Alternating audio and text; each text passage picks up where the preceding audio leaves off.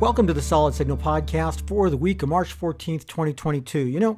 Looking back on the last several podcasts, it occurred to me that it's been a while since I really hauled off and had a totally off-topic cranky podcast. And yet these are the ones that get the most listens whenever I really go off the rails. So hey, why not? Come take this journey with me and let's get into some questionable territory. Not too questionable, I gotta say. The world's a pretty funny place right now, and there's a lot of things that I could say politically and socially, but I'm not going to do that because it's not really that kind of podcast. I guarantee you can find one if you're interested in something that makes you happy, sad, or angry with the current state of affairs in the world today.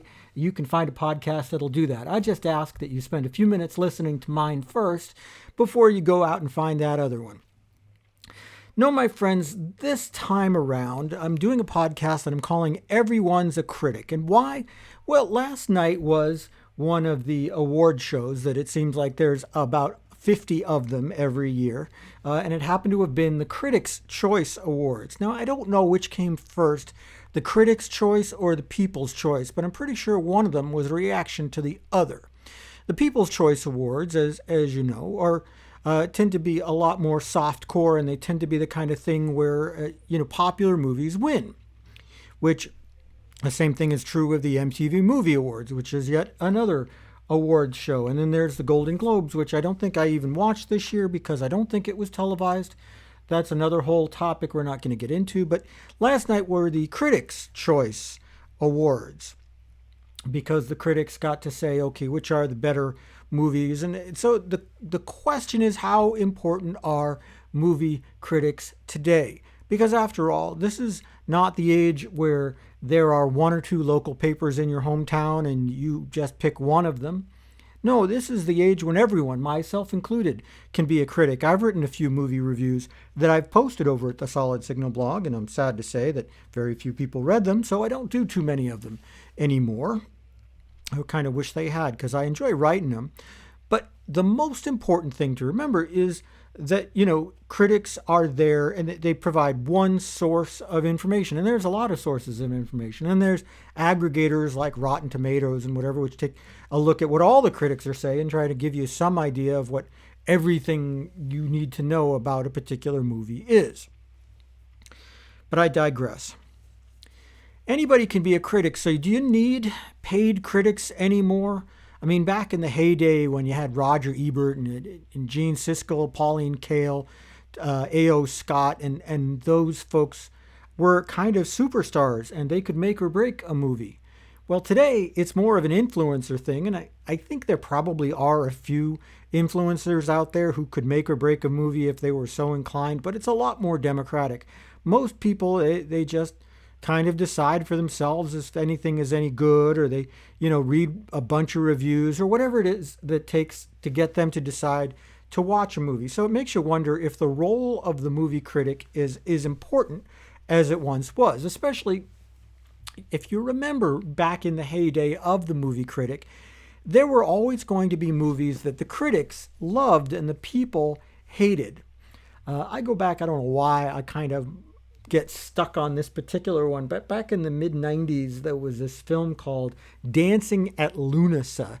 Now, this is a funny word. Maybe that's just why I can't forget it. Lunasa.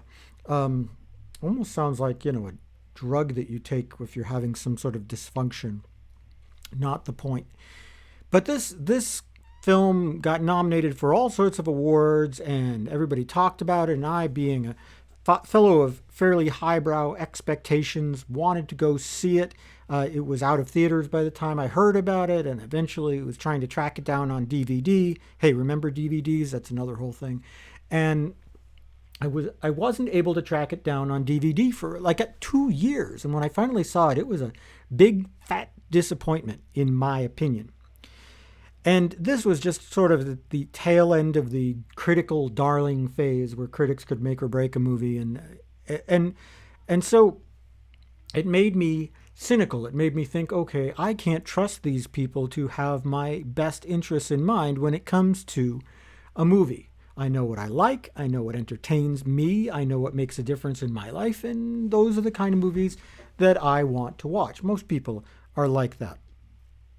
But as I get older, and I revisit some of those great movies, I haven't revisited Dancing at Lunasa, by the way, but I have revisited some of those movies from my youth that I thought were kind of stupid, and found that I just was not mature enough to really understand them. I've come to realize that there is a place for the professional movie critic, just as there's a place for the professional journalist.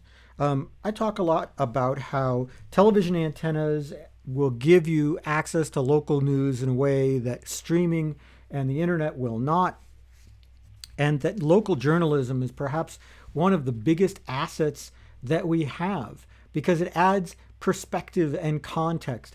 Anyone can point their phone at an event and you can see what is happening. Yes, that's incredibly important. But it doesn't give you any context. It doesn't tell you if that's part of a bigger picture or if it's just a small smidgen that's otherwise not terribly representative of what's going on in the world.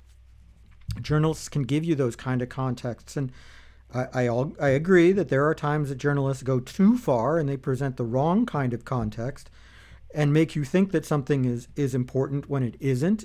I think that all journalists suffer from that to some degree, but really ethical journalists, the folks who are interested more in the truth than the entertainment value that they get from saying something, are super important. They've never been more important than now when there is so much misinformation out there and it's hard to know who to trust.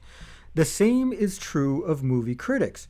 You know, there are so many voices out there, and you may find that there's a movie, you like it, you don't like it, whatever it is, and it's good for you. But then there are other movies that you have to say, you know, this is an important movie. This is an important social commentary. And just because the average person may not get into it doesn't mean that it's a bad movie. It doesn't mean you shouldn't see it.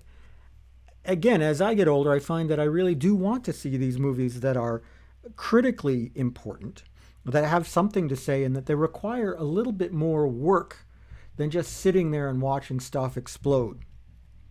The movies where things explode tend to be very popular and they tend to make a lot of money, but they don't tell us a lot about our society or about ourselves. And critically reviewed films and films that the critics tend to love will do that. I'm not going to say I agree with critics all the time. I just think that for those who say there's no place for a movie critic because, you know, you can look on the internet and find out anything you want, that's not true either.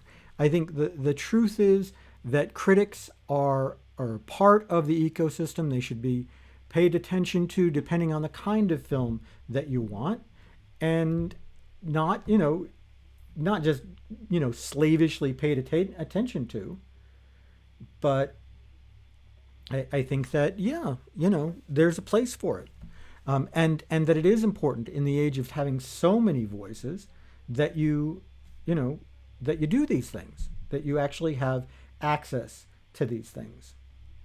So anyway, that's kind of my pitch for today. And I hope that you personally spend some time learning about the kind of movies that you want to see, whether or not you want to see them in the theater or wait for streaming.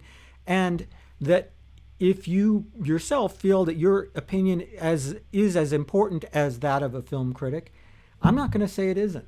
I'm just going to say spend some time honing your opinions, learning the craft of film in the way that other film critics have, and you yourself will do just as well in reviewing. You could become an important voice. That's the great thing about the internet, is you could rise up to become the next Pauline Kael. I hope you do. Anyway, that's about it for the Solid Signal podcast this week. Don't leave me any bad reviews. Instead, do me a favor, like and subscribe. Always makes me look good to my boss. And leave a comment wherever you get your podcasts. I will see you again next week, and have a great one.